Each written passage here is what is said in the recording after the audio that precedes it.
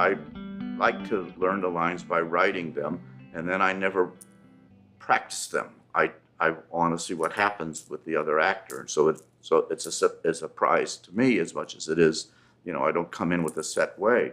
There's a rhythm to the dialogue. I like to write the dialogue out. As I said, I learn it by just writing it out and memorize it that way. And what I do and what you get, I think, when you do that is that you get a rhythm, because any writer has a rhythm. And the better the writer, the better the rhythm.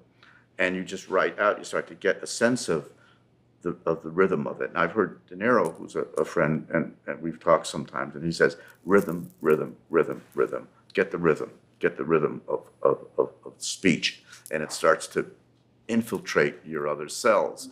If the scene is written easily, or correctly rather, organically, it's taken you like a train. It just takes you there. And also the director, if I were a director and when I did direct, I say, take those things in parentheses out. No one has to see the character breaks down, the character fills up. Because if you're an actor, you're saying, oh shit, what are we shooting tomorrow? Oh God, you look at those pages, I gotta break down. And you're dying. I don't care if you've been doing this a week or how many years. You're so intimidated by that. And it's not necessary. It really isn't. I mean, it's not crying is so much more effective in life sometimes when you see the news or whatever than actual, I love actors sometimes where the tears are coming down, and they don't wipe them. I mean, we wipe it in life, but in the movies, it's gold. So they just let it kind of round, keep going, guys. Just keep coming, because, and it's not that moving. It's moving when there's a resistance or whatever.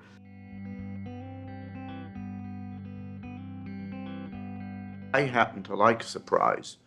And the best thing an actor can do is if he knows the scene and he knows my lines, then he can manipulate me and he can say certain things. Actors look at Katharine Hepburn and Spencer Tracy. And by the way, when my kids were growing up, I always tried to get them to look at movies, and their first question was, is it in black and white? And I said, yeah, no thanks, So hopefully, these actors have changed a little. But if you look at them, they were lovers, but they also made a few movies together, and with a great comic director, George Cukor. If you look at, particularly thinking of, is it Adam and Eve? Adam's Rib. From what I understand is that they would learn the lines independent of each other. And when they would come on the set, George Cukor would block the scene and say, okay, so you're in bed and now you're lying next to him. So you say that line, then you say that line, then you get up and you go over, you get coffee, come back. And as he was blocking the scene, they would be saying the lines, but they just said gibberish. Because they knew the scene, they knew each other's lines. And then when they got ready to do a take, it was the first time, even though they were lovers, they'd been with each other years, it was the first time though they heard those lines together. And sometimes you could tell that they're improvising within it. And it's brilliant acting, I think. Just watch that first scene of them, getting out of bed, or she getting him coffee or something.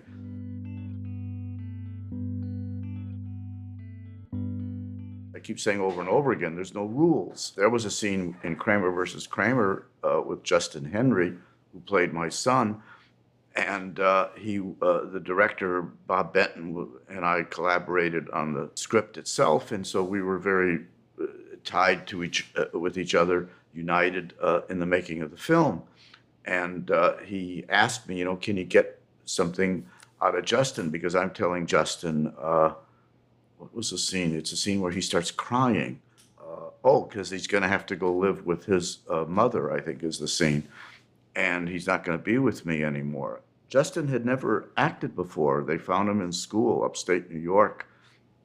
They had looked at, I wasn't even there. They had looked at so many kids that were, quote, actor kids, and they all felt like actor kids until they found this one boy at a school, and just had a feeling, and then I auditioned with him, which is another story. And Justin and I had really, by this point in the movie, become very fond of each other. God knows we spent more hours together in the making of the movie than he did with his parents. and we're shooting on location, and Justin is there, and I'm off camera, and the camera's now on Justin, and I said to Bob, just roll, and I'll just talk to him, because again, when you're off camera, it doesn't matter what you're saying, particularly if you don't overlap with the person that is on camera. And I'm saying, so Justin, this is, I think, the last day we're working together, or tomorrow is, or whatever. And he's taken a little bit by surprise, because he thinks I should be giving the lines from the scene. I said, we'll start the scene soon. He doesn't know the camera's rolling. And I said, you know how it is in movies, is that everybody gets very close to each other because we spend so many hours together. And then for some reason, when the movie is over, many times we don't see each other ever again. And he looked at me, and I think he was like 7 or 8. And I said, so you just never know. I mean, you'll go back to school, I'll go on to another movie, and maybe it'll be a year before we see each other, or 2 years, or whatever. And sometimes it's never. It's just strange that way. So I just wanted to tell you that I love working with you, and if I never see you again. And he just started to go. And the best part of this story is, I said, just say the words, and I gave him the lines, and then he gave the lines that he's supposed to do. I says, just stay where you are, but just say the words that we have in the scene. And he was brilliant. This kid, this young actor who'd never acted before. You're not gonna kiss me goodnight anymore, are you, Dad? No, I won't be able to do that. But I'll get to visit. It's gonna be okay. Really. I don't like it anymore. What do you mean if you don't like it? You're gonna have a great time with Mom. Really, she loves you so much. Dad? Huh? Don't forget once if you can just call me up, okay?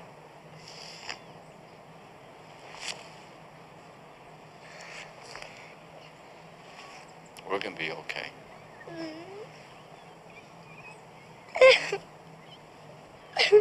Come on, let's go get some ice cream. And then that was it, and the take was over, and we were all happy and excited. And he couldn't stop crying. And they told me, because I think I'd walked away or whatever, admiring myself at my directorial expertise. And they said, Justin's still crying. He can't stop crying. And I went over to him, and I picked him up, and I hugged him, and I said, I promise you we'll see each other again. He says, and he's still crying. And I said to him, are you all right? He says, yeah. And I said, I just want to ask you something. I know it's painful. Sometimes acting is painful, but how did it feel? When you were crying during the scene and saying the words? He says, okay. I said, how did you feel? He says, I felt terrific. And he's still crying. I said, you're an actor. Because that's that interesting aspect of being in pain, because you've revealed, a part of yourself that is in pain, but you're acting.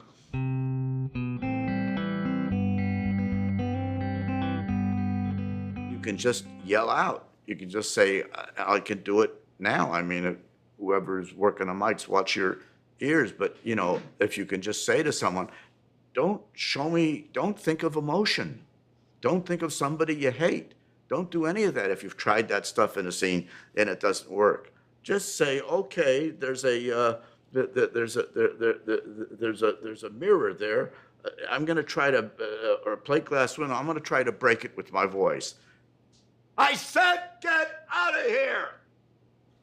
I'm not thinking of anything else. It translates differently. There's a very important thing, I think, in acting. I think everybody's different and believes differently. Don't put in there what you don't feel. Just give as you do in life. Your audience, your friends, your whatever, they fill it in.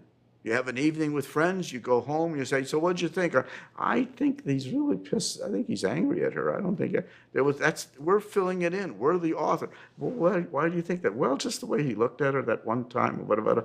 We're constantly being the final author.